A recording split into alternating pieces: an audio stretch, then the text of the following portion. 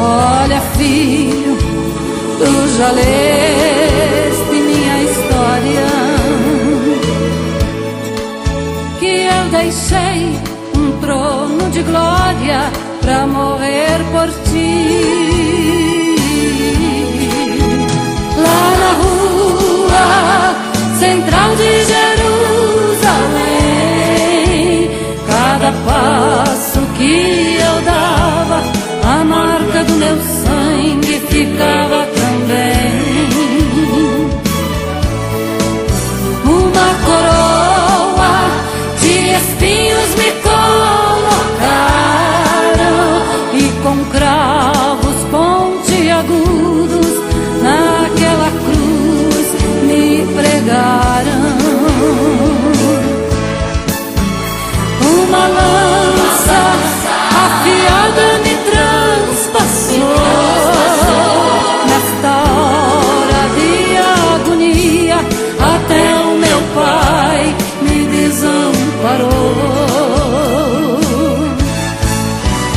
Uma lança afiada me transpassou nesta hora de agonia, até o meu pai me desamparou.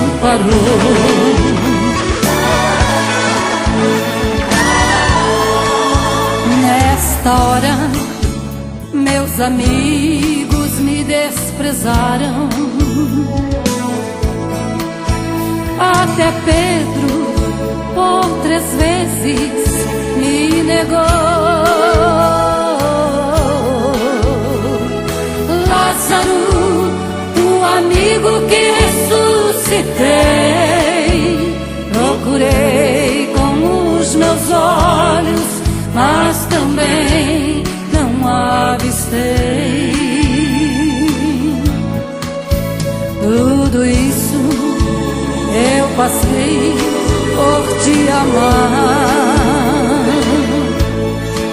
pra que hoje eu pudesse te entender.